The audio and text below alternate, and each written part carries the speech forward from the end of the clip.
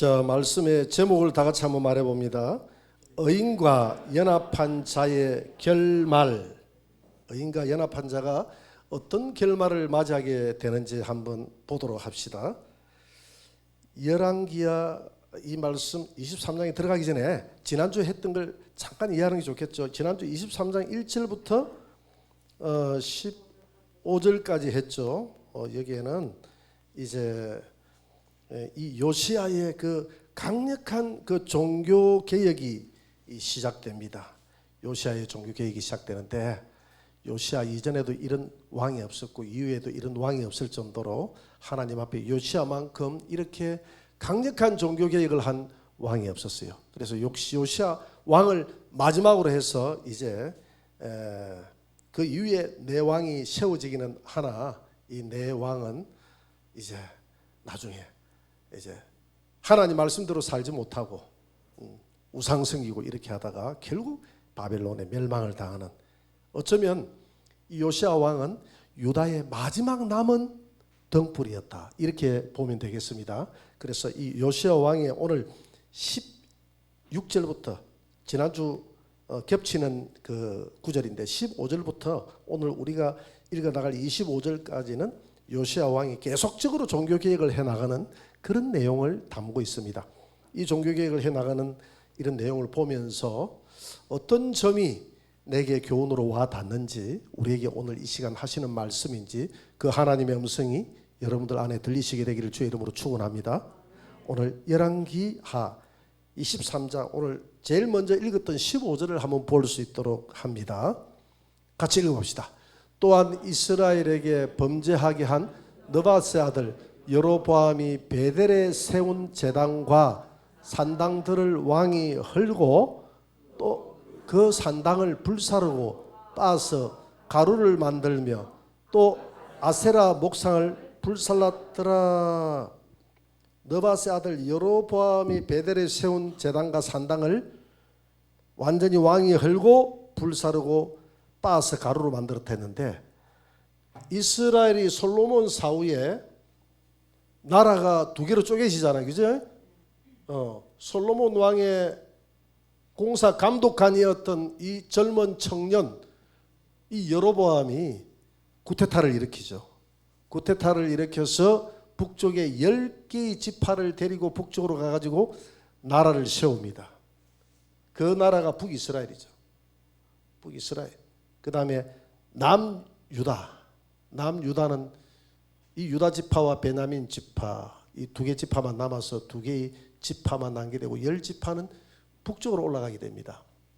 올라가게 되는데 문제는 이제 북이스라엘이 아무래도 정통성이 없잖아요. 그러니까 이 절기 때만 되면 북이스라엘에 있는 이 백성들이 남쪽에 예루살렘에 뭐가 있죠? 성전이 있잖아요. 성전. 이 예루살렘에 성전이 있으니까 이 성전으로 내려오더라는 겁니다. 절기 지키러. 그러니까 북쪽에는 성전이 없잖아요. 성전이 없고, 그러니까 이 여로보암, 이 구테타를 일으켜서 북이스라엘을 세웠던 여로보암이 북쪽에 우상의 성전을 세웁니다. 여기에 베델, 이 가장 경계선에 있는 이 도시가 이 베델인데, 이 베델에 단을 세웁니다. 이런 단을 세워요. 단을 세우고 여기에 무슨 송아지요? 금송아지를 세웁니다. 금송아지. 이렇게. 금송아지. 이 금송아지를 세웁니다. 이게 금송아지예요. 금송아지. 금송아지 좀 달라야지. 금송아지는. 이 금송아지를 세우는데 이 금송아지가 하나님이다. 그래서 이거 과거에 이스라엘 백성들이 광야를 거쳐올 때 금송아지가 하나님이다 하고 이렇게 했잖아요, 이제. 그래서 사실은 이 금송아지가 하나님이다라는 그런 개념보다는 이 금송아지, 하나님은 정령이니까 눈에 보이지 않으니까 떠돌아다니는 이 하나님이 떠돌아다니지 않도록 이 금송아지라는 이 보이지 않는 하나님이 이 금송아지, 금으로 된 이 송아지 안에 거함으로 인해서 보이는 하나님으로 섬기고자 하는, 그 사람은 보이는 신을 섬기고자 하는 그것이 이제 우상을 만들어내는 거예요. 희한해요. 그래서 이스라엘 백성들 보고 가나안 땅에 들어갈 때 돌을 가지고 하나의 비석을 세워서 거기에 말씀을 기념비를 세우라 했는데 그때 정을 때리거나 치지 말라고 그랬잖아요. 그지? 뭔가 하나 이렇게 톡톡톡톡 쳐가지고 만들어 놓으면 손 빌고 이렇게 하니까 인간은 희한해요. 뭘 만들었다 하면 거기에 비는 습관이 있어요. 그래서 보이지 않는 하나님보다 보이는 하나님. 그래서 요즘 합동측에서는 십자가도 없애죠.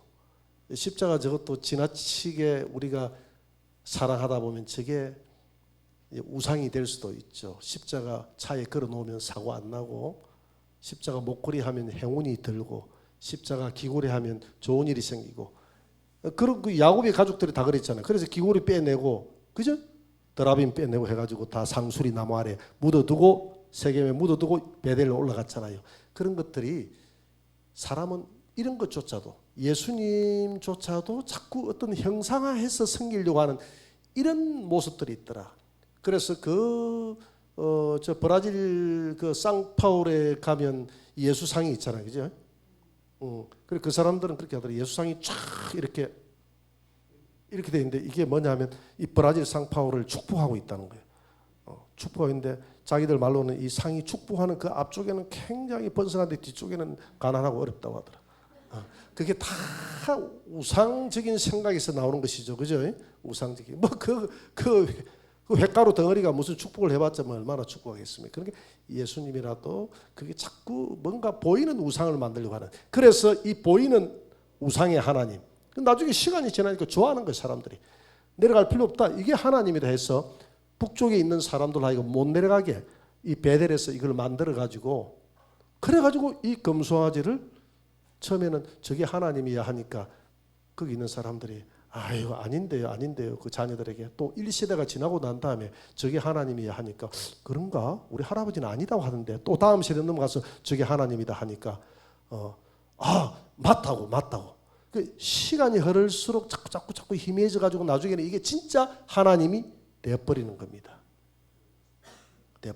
마치 천주교의 마리아 상 세웠을 때는 처음에는 마리아 상을 우상으로 세우지 않았어요. 시간이 지나면서 마리아에게 마리아 어머니 예수님에게 말씀 좀 해주세요, 중개 역할을 하는 존재로 세웠다가 시간이 세월이 점점 흐르니까 이제는 마리아가 직접 응답을 줄 수 있는 이런 존재로 그들의 머릿속에 각인이 되고, 오히려 천주교다 하면 많은 사람들이 천주교는 마리아 종교 이렇게 생각하는 경우가 많이 있어요, 없어요? 많이 있어요. 나도 신부 어머니에게 물어봐서, 신부 우리 동네 신부님이 있거든요. 그 어머니에 물어보니까 천주교는 뭘 믿는 겁니까 하니까 우리는 마리아 믿지 예수님은 안 믿어요. 예수님도 믿고, 이렇게 이야기하는 거예요. 신부 어머님조차도 그런 이야기를 하니까 그 밑에 있는, 그래서 조금 시간이 지나고 난 다음에 마리아 무엇을, 마리아 죄가 없다, 마리아 성천설, 마리아가 8월 15일 날 성천했다 해가지고 이전에 우리 교황이 우리나라 방문했을 때 대전 공설운동장 월드컵 경기장에서 8.15 성모 성천 기념일 해가지고 막 거기서 전국에 있는 수많은 천주교인들이 와가지고 그 교황하고 같이 기념 행사를, 예배를, 미사를 드렸잖아요. 성천 성모 기념일. 성모가 성천했습니까? 안 했죠. 그러니까 없는 게 자꾸 진짜로 바뀌는 거예요. 세월이 흐를수록. 마리아라는 그걸 처음에는 이렇게 조그마한 이런 돌로 새겨놨던 그것이 우상이라고 생각 안 했던 그것이 우상이 돼버리듯이 이것도 마찬가지입니다. 이 금송아지가 하나님이다 하니까 앞에는 안 믿었는데 나중에 세월이 흐를수록 진짜 하나님으로 믿어버렸다 이 말입니다. 그래가지고 이것이 하나님이 되니까 모든 그 여로보암 밑에 있는 왕들이 다 하나같이 이 열왕기 상하의 저자가 하는 말이 여로보암의 저악의 길을 따라가더라. 여로보암의 길을 따라가더라. 여로보암의 길을 따라. 전부 다 이 북이스라엘의 저악이 이 여로보암이 길을 터었다 이 말입니다. 길을 텄기 때문에 이 금송아지 제단을 지금 요시아가 나타나서 사정없이 멸해버리고 완전히 이 가루로 내버리잖아요. 누가? 요시아가. 여러분들 안에 있는 모든 우상들을 가루로 내버리시기 바랍니다. 이제 이렇게 너무 은혜를 받으니까 제가 이전에 같이 근무했던 문화방송에 다니는 어떤 남자 집사님이 있었어요. 그 부인 되시는 분이 나보고 그래요. 제가 이제 서울에 근무할 때 아주 오래 전이죠. 한 30년 전인가 하는데 나보고 그래요. 집사님, 우리 남편한테 좀 이야기 좀 해주세요. 미치겠어요. 저분이 너무 은혜를 받아가지고요.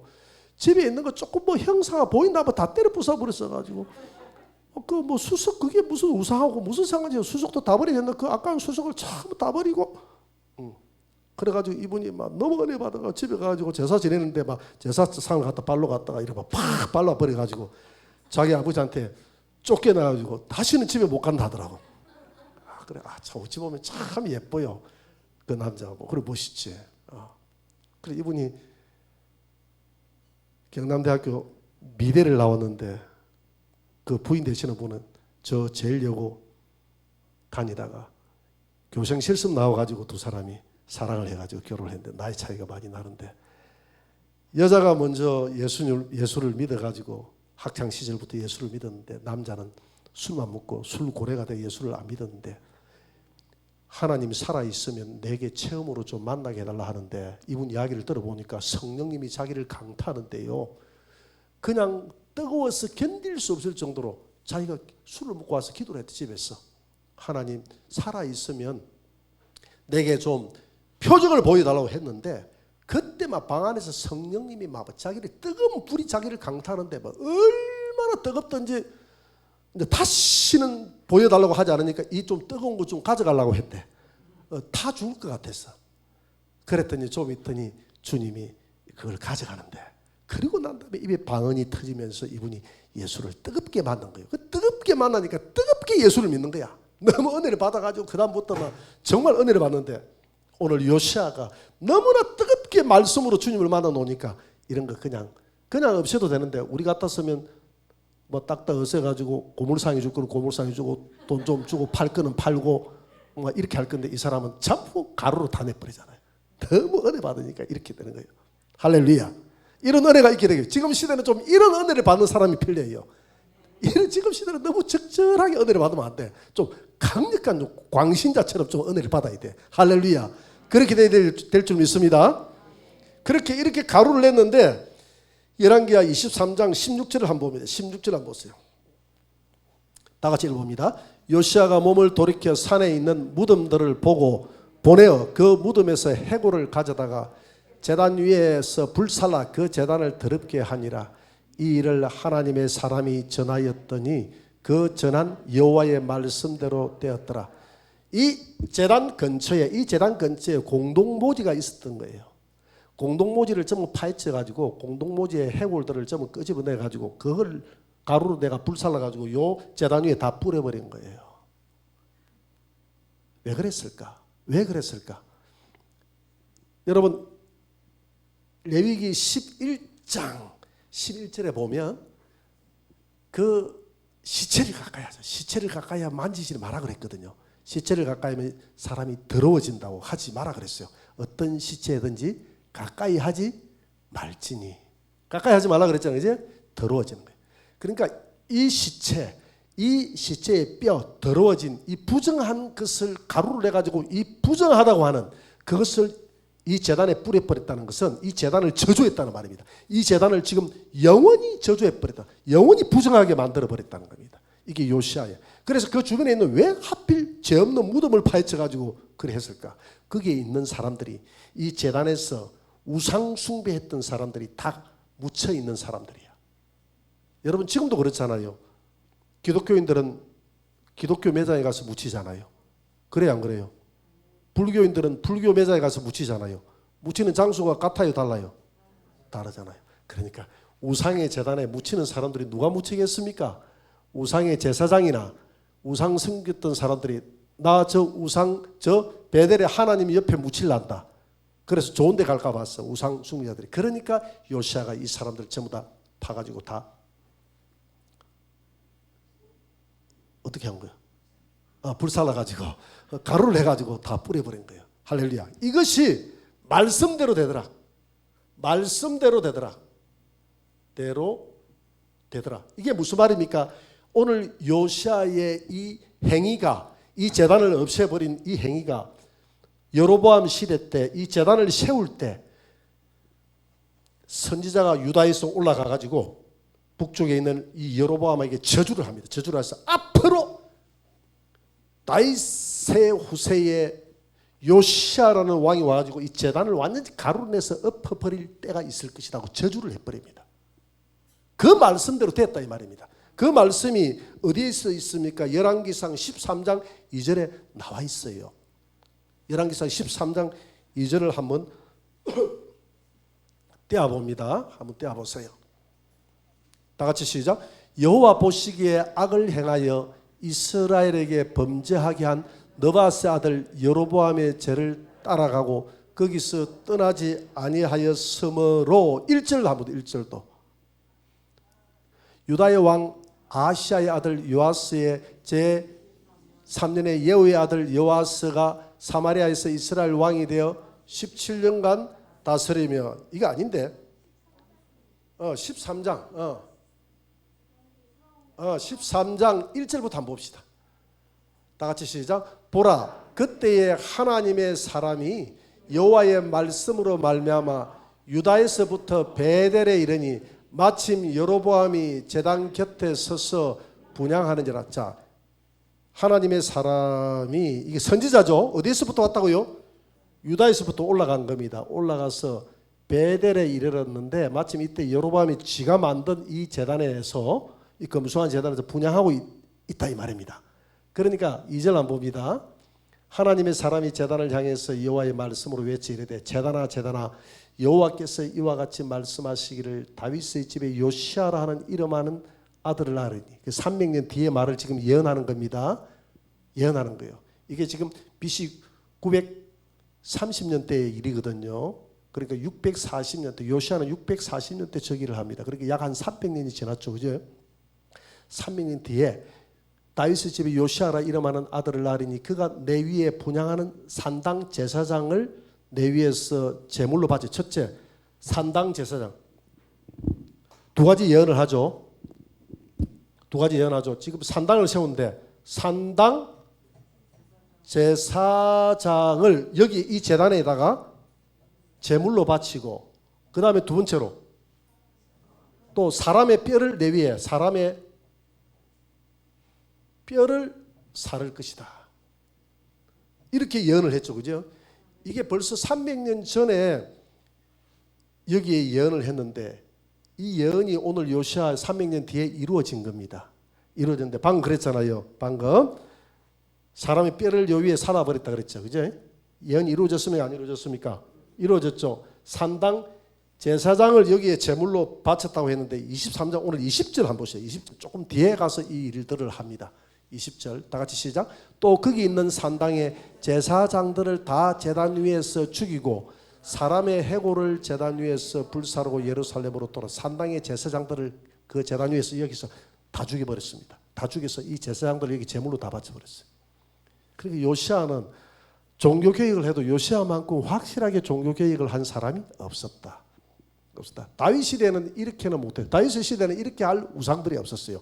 요시아는 북이스라엘 망하고 남유다 망할 때 거의 마지막 이 뒤에 4명의 왕이 있긴 있었는데 4명의 왕은 22년밖에 안 생기고 다 망해버리거든요. 거의 마지막입니다. 그러니까 우상들이 얼마나 누적대가 많았겠어요. 그러니까 종교개혁을 하려고 하니까 얼마나 많은 우상들을 없애야 됩니까?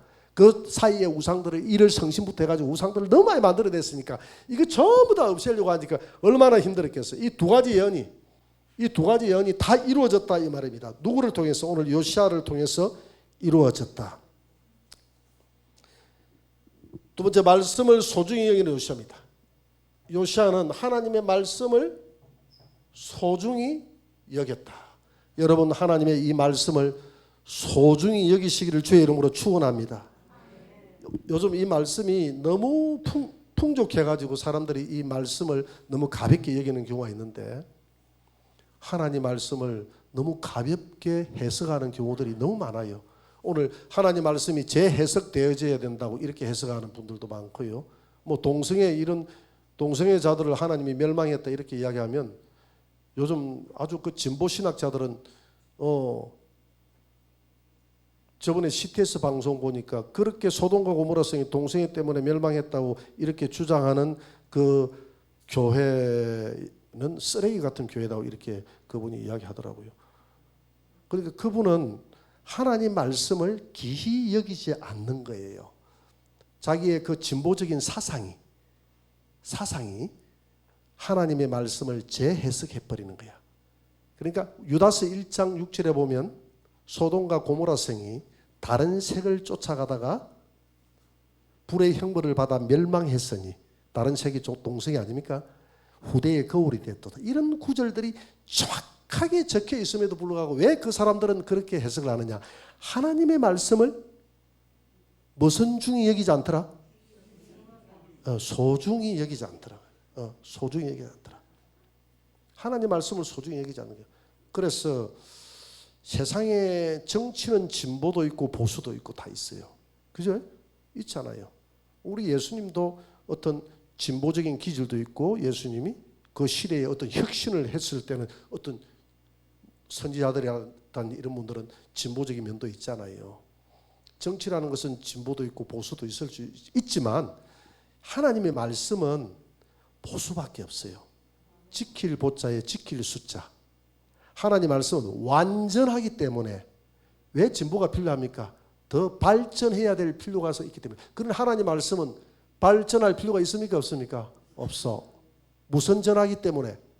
완전하기 때문에. 하나님 말씀은 완전한 줄 믿습니다. 완전하기 때문에 우리가 지켜야만 되는 거예요.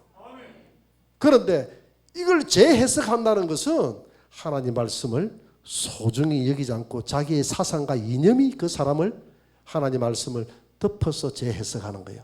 이건 아주 잘못된 거예요. 하나님 앞에 범죄하는 거예요.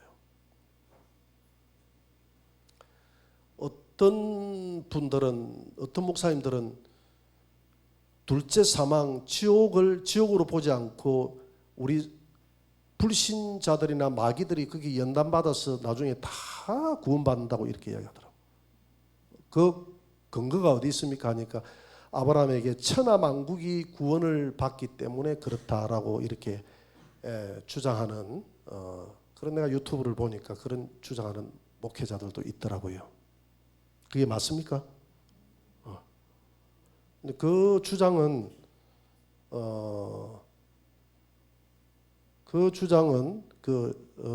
여호와 증인의 주장하고 비슷합니다. 지옥이 없다고 하는. 그래서 성경은 바울이 기록된 말씀 밖으로 나가지 말라고 그랬어요. 그래서 성경에는 그런 말이 없어요. 지금 내가 이야기했던 그 말이 둘째 사망에서 나중에 천하만국이 다 구원을 받는다는 그 말은 예수님으로 인해서 천하만국이 오늘 여러분들도 다 구원을 받고 복을 받았잖아요. 그 말이지 천하만국에 있는 모든 마귀들도 다 구원받는다는 이 말이 아닙니다. 해석을 잘해야 됩니다. 그걸.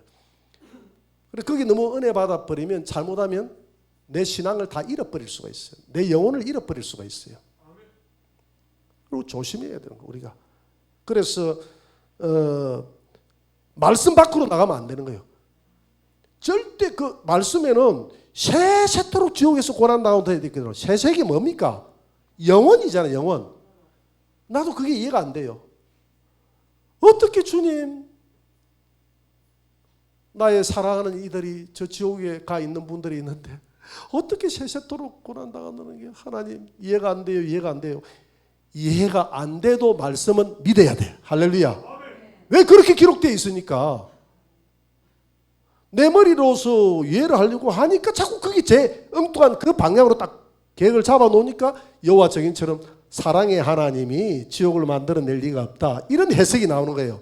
사랑의 하나님이 지옥을 만들어낼 리가 없다 하는 것이 성경의 전체적인 흐름이다 한다 할지라도 성경에 세세토록 고통당하리라 하면, 그걸 세세라는 것은 영원을 두고 하는 말입니다. 영원을 두고 하는 말은 우리는 그 이상도 이하도 해석해서는 안 돼. 거기서 해석 종결.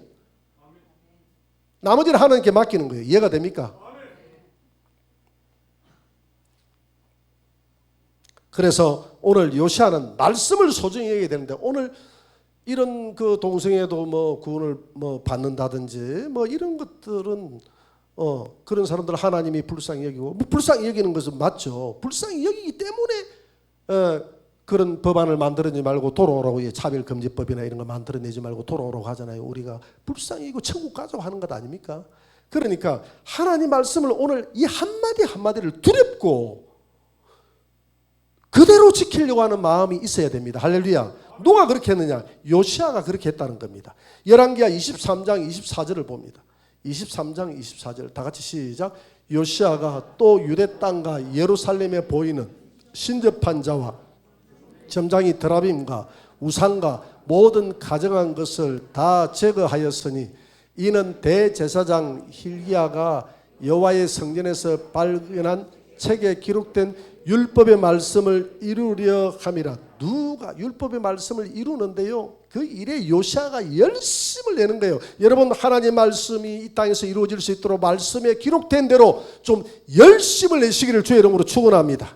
오늘 그런 사람들이 필요해요. 이 말씀을 말씀 그대로 받아들이는, 오늘 원색적으로 말씀을 받아들이는 그런 자세가 오늘 우리에게는 필요하다. 할렐루야. 그러면서 오늘 23장 25절을 한번 봅니다. 25절에 보니까 요시아와 같이 마음을 다하며 뜻을 다하며 힘을 다하여 모세의 모든 율법을 따라 여호와께로 돌이킨 왕은 요시아 전에도 없고 후에도 그와 같은 자가 있더라 없더라? 없더라. 전에도 없고 후에도 없더라. 요시아와 같이 하나님을 섬기는 자,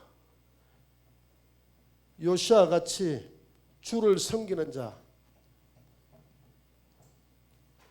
없더라.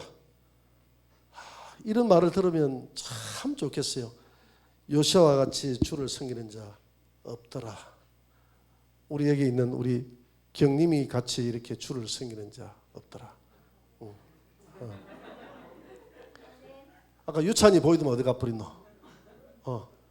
유찬이하고 내가 유담이 칭찬해 줄라 했더만 가버렸네. 유찬이 유담이처럼 주를 섬기는 자 없더라. 할렐루야. 우리 예준이처럼 주를 섬기는 자 없더라. 예준이는 좀 스타 기질이 있어가지고 그렇게 학창 시절, 어릴 때 청년 시절 이 예배에 참 참여하는 것은 그 사람 복이 있는 줄 믿습니다. 그렇게 하게 해야 돼요. 그 다음에 열왕기야 오늘 참 놀라운 사건이 하나 있는데 23장 17절 18절을 한번 봅니다. 17절 18절을 한번 봅니다. 17절 한번 읽어봅시다. 다 같이 시작. 요시아가 이르되 내게 보이는 저것은 무슨 비석이냐 하니 성읍 사람들이 그에게 말하되 왕께서 베델의 제단에 대하여 행하신 이 일을 전하러 유다에서 왔던 하나님의 사람의 묘실이니이다 하니라. 이르되 18절 그대로 두고 그의 뼈를 옮기지 말라 하며 무리가 그의 뼈와 사마리아에서 온 선지자의 뼈는 그대로 두었더라. 자, 여기 두 사람의 뼈는 그대로 두었어요. 그의 뼈와 사마리아에서 온 선지자의 뼈는 그대로 두었더라. 이렇게 되어 있죠. 그래요, 안 그래요? 자, 두 사람의 뼈는 그대로 뒀어요. 여기에 공동모지가 있는데 공동모지의 모든 뼈들은 제단 옆에 있는 공동모지는 다 파헤쳐가지고 다 가루를 내가 했는데 좀 무덤이 좀 특이하게 생긴 비석이 있는 무덤이 있어. 이 무덤이 이 뭐야? 이거는 어떤 무덤이야? 이래 물어봤어요. 물어보니까 그 옆에 그 동네에 사는 안내하는 사람들이 있을 거 아닙니까? 그죠? 안내하는 사람들이 뭐라고 하느냐면 그 유다 사람들이 안내하는 사람들이 이게 무슨 비석이냐 이렇게 하니까 성읍 사람들이 오늘 17절에 보니까 성읍 사람들이 이 베델 이 근처에 있는 성읍 사람들 그죠? 야, 이분들 중에서 왕이 왔다 하니까 왕을 지금 따라 나서는 거 아닙니까? 이 사람들이 성읍에 이제 좀 이렇게 장로라든지 지도급들이 왕의 주변에 섰는데 그들이 하는 말이 요 비석은요 과거에 여로보암 시대 때 유다에서 올라왔던 선지자가 있는데 이 제단을 향해서 저주를 퍼붓고 요시아 같은 왕이 요시아라는 왕이 태어나서 가루를 내버리고 이 제단을 뽀사버릴 거라는 그 이야기를 했습니다.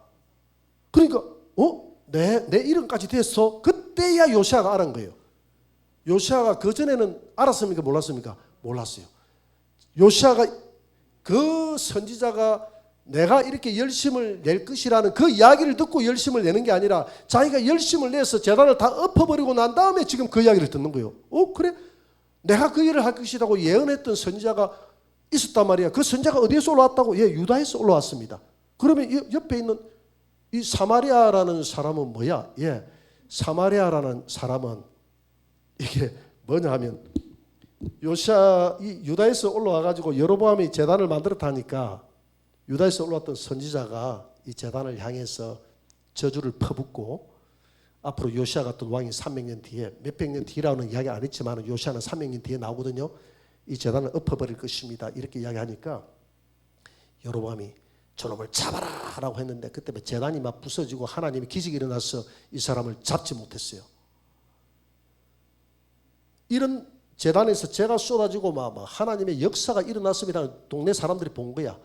이걸 보고 그의 아버지가 북이스라엘의 선지자인 사람이 늙은 선지자가 있었어.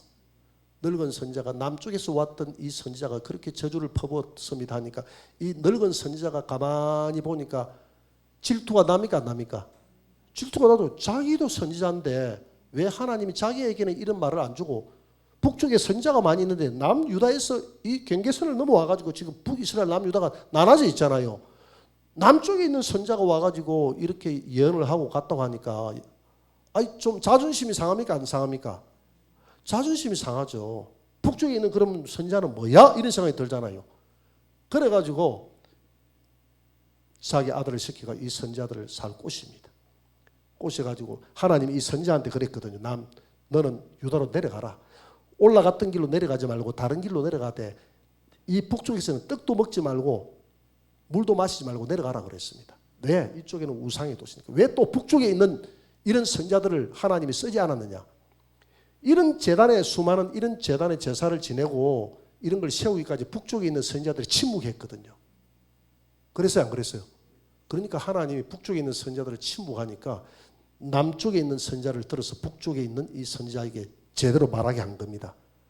그렇게 지가 침묵했다는 그 잘못은 회개는 안 하고 이 사람이 그냥 이런 예언을 했다고 하니까 나도 선지자인데 하면서 그렇게 선지자들끼리 질투를 하는 거예요. 그래서 그 사람을 데려와가지고 살짝 꼬셔가지고 떡 먹어라 해가지고 나 떡 안 먹는다. 물 마시라. 나 물 안 마신다 했는데 하나님이 내게 천사를 보내가지고 내한테 보내가 떡 먹게 하라고 이제 됐다고 하더라 하니까 그 말을 믿고 순진하게 먹고 마시고 내려가다가 사자에게 잡아 먹히지는 않고 사자에게 물려서 죽습니다. 이 남유다의 선지자가. 이 모습을 쳐다보면서 북쪽에 있는 선지자가 이 선지자가 참된 선지자라는 것을 알게 돼요. 의인이라는 것을 알게 됩니다. 그리고 거기에 비하면 자기는 거짓 선지자였다는 것을 알게 돼요. 이해가 됩니까? 그래서 이 선지자가 이 늙은 선지자가 회심을 한번 합니다. 그러면서 이 사람을 묻어둡니다. 여기에서. 묻어두면서 300년 뒤에 이걸 제단을 엎어버린다 그랬잖아요. 제단 옆에 엎어두면서 자기 아들에게 유언을 합니다. 이 늙은 선지자가. 이 남유다의 선지자를 미혹해서 떡을 먹여서 죽였던 이 선지자가 뭐라고 하느냐 하면 내가 죽거든 내 뼈를 저 선지자 옆에 딱 갖다 놔놔라. 이렇게 이야기합니다. 그렇게 해가지고 이 선지자의 무덤의 비석을 거창하게 해줍니다.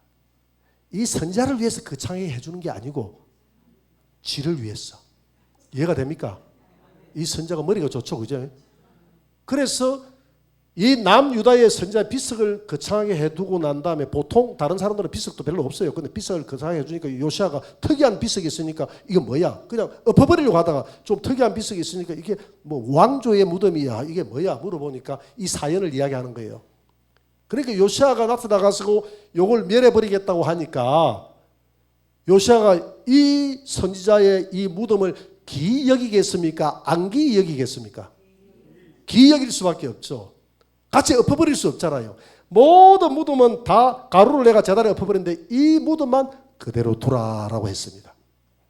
그대로 둘 때 같이 그대로 두 분이 있는데 그분이 누구예요? 예, 이 사마리아에서 왔던 이 선지자, 북쪽에 있던 이 늙은 선지자의 뼈도 그 옆에서 같이 그대로 보존이 된 겁니다. 그러니까 이 북쪽에 있는 선지자가 남쪽에 있는 이 선지자의 말이 진짜 300년 요시아라는 왕이 나타나가지고 이걸 제단을 없앨 수 있을 것이다라는 확신을 가지고 이 무덤은 보존될 것이라는 확신을 가지고 그 무덤에 자기도 묻어달라 해가지고 같이 합석을 한 겁니다. 그러니까 이 사마리아 사람의 뼈는 좀 간초를 내고 요 참 선지자의 무덤이니까 요 사람만 무덤을 보존하고 싶은데 300년이 지나고 난 다음에 뼈를 보니까 이 뼈가 저 뼈인지 저 뼈가 이 뼈인지 모르니까 분명히 시체는 두 개인데 해골은 두 개인데 그만 할 수 없다. 둘 다 살려줘라 이리 된 거예요. 이해가 됩니까? 그러니까 이 북쪽에 있는 이 나이 많은 이 늙은 이 선지자가 지혜롭습니까? 안 지혜롭습니까? 여러분 이런 지혜를 본받아야 되겠습니까? 안 본받아야 되겠습니까? 예? 좀 말하기 곤란합니까? 예, 본받아야 될 줄 믿습니다. 이게 뭐냐 하면 똑같은 내용이 하나 나와 있어. 열왕기하 13장 그 앞에 20절에서 21절을 한번 보세요. 20절에서 21절 이와 유사한 내용이 하나 있어요. 20절 21절 엘리사가 죽으니 그를 장사하였고 엘리사가 죽었습니다. 이 앞에 그를 장사했는데 무덤에 장사를 했습니다. 해가 바뀌며 모압 도적대들이 그 땅에 온 겁니다. 마침 사람을 장사하는 사람들이 이렇게 장사를 해나가다가 도적대가 오는 것을 보고 그 무덤은 우리하고 다르거든요. 우리 무덤은 매장이지만 그들 무덤은 바위를 박아 넣잖아요. 그러니까 도적대가 잡으러 오니까 급하니까 이 매기고 가는 이 시신을 어떻게 할 수가 없으니까 마침 그때 엘리사가 묻혀있는 무덤이 있으니까 엘리사 그 묘실에다가 임시로 집어넣어버린 겁니다. 그리고 도망을 가버렸어요. 이 도적대 피해가지고. 그런데 희한하게 그 시체가 엘리사의 뼈에 닿자마자 살아나버린 거예요. 할렐루야. 이런 기적이 일어난 겁니다. 이게 말도 안 되는 기적이잖아요. 여러분 의인과 연합되면 남유다의 의인의 이 선지자와 연합되니까 심판에서 면하더라. 죽음에서 부활하더라. 여러분 그러면 남유다의 선지자와 엘리사는 누구의 역할을 하는 것입니까? 예수님. 그래서 예수님이 누가복음 24장 44절에서 모세의 글과 창출 내민신 시편과 선지자의 글은 다 나에 대한 기록이라. 할렐루야. 이 모든 것이 예수 그리스도에 대한 기록이다 이 말입니다. 그래서 오늘 여기서 주는 교훈은 마지막 교훈. 첫째는 예수님과 연합된 자는 심판을 받지 않는다. 할렐루야. 예수님과 연합된 자는 심판 X 받지 않는다. 심판 받지 않는다는 것입니다. 그래서 지난번 우리가 침례식을 했잖아요. 그죠? 여러분 침례식 하신 분들은 집에 가서 침례식 영상 하나씩 보시기 바랍니다. 우리 유튜브 들어가면 우리 교회 영상이 다 올려놨어요. 이번 침례식 영상 잘 해놓으니까 그 사람들이 그러더라고. 침례식 영상 봤습니까? 하니까 예, 영상 봤습니다. 어떻게 나왔던가요? 생각보다 훨씬 잘 나왔습니다. 그래서 영상의 위력을 제가 확인할 수 있었어요. 이렇게 이야기하는 분도 있더라고. 왜냐하면 자기가 생각할 때는 막 인상 쓰고 와가지고 이거 영상 만들면 큰일 난다 싶은데 영상을 막상 보니까 미소를 지으며 나오거든. 그래서 마지막에 그 사진 찍을 때 제가 웃으라고 해가지고 찍었던 그 모습을 낸 거예요. 그게 영상의 위력인 줄 믿습니다. 그게 뭐냐면 이 침례가 뭡니까? 예수님과 물에 들어갈 때는 함께 죽고 물에서 올라올 때는 예수님과 함께 살아났다는 고백이 침례 아닙니까? 우리가 예수를 믿는다는 것은 복음을 믿는 것인데 복음이 뭡니까? 복음이 예수님의 십자가와 부활이 복음인 줄 믿습니다. 그 십자가와 내가 예수를 믿는다는 것은 함께 내 옛사람은 죽었습니다. 예수를 믿는다는 것은 예수님이 부활했던 것처럼 내가 새 생명으로 거듭나 두 번 니고데모에게 말한 것도 두 번 나서 하늘로부터 내가 다시 예수 믿고 태어났습니다 하는 그 연합의 고백 아닙니까? 그래서 예수님과 연합의 고백이 있는 자는 제사함 받고 살아날 줄 믿습니다. 오늘 이 의인과 이 뼈가 연합된 자는 요시아가 심판할 때, 하나님이 최후 심판할 때 심판받지 않고 심판에서 우리가 통과되는 줄 믿으시기 바랍니다. 엘리야와 뼈가 연합될 때, 예수 그리스도와 뼈와 연합될 때, 우리가 하나로 고백될 때, 주님이 살아날 때 주님의 부활이 나의 부활이요, 주님의 죽음이 나의 죽음인 줄 믿으시기 바랍니다.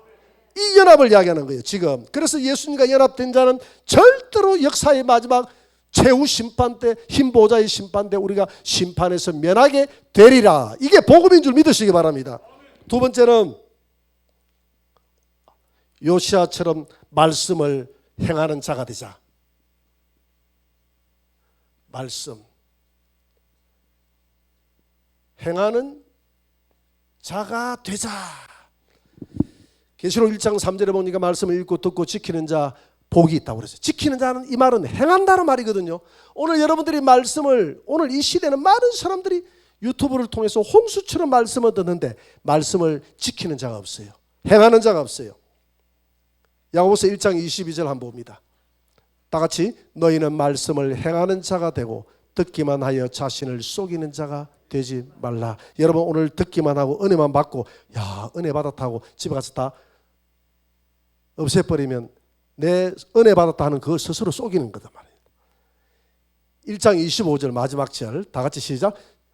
자유롭게 하는 자는 온전한 율법을 들여다보고 잠깐. 온전한 율법은 복음을 말합니다. 이 복음을 두고 한 말이에요. 온전한 율법, 복음.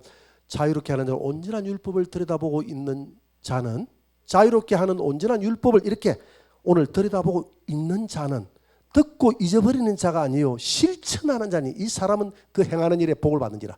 여러분 온전한 율법이 이게 복음 아닙니까? 복음을 보고 예수님 참 좋은 일 했네, 참 잘 살았네, 이렇게 하는 자가 아니라 이걸 읽고 듣고 행하는 자다. 이 사람은 복을 받으리라. 할렐루야. 자, 오늘 교훈으로 주신 이 두 가지 정말 예수님처럼 우리가 연합된 자가 되자. 연합된 자는 이 연합된 말씀을 가슴에 품고 요시아처럼 정말 주의 말씀을 이루기 위해서 이 땅에 주님 오시는 그날까지 이 말씀대로 살아가기 위해서 애를 쓰고 실천하는 자다. 할렐루야. 여러분들 안에 교회가 있으니까 여러분 재단 안에 오늘 이것처럼 황폐한 우상이 있다면 오늘 우상을 다 죄로 만들어버리고 다 엎어버리고 우리 안에, 내 안에 스스로 종교개혁이 일어나게 되기를 주의 이름으로 축원합니다.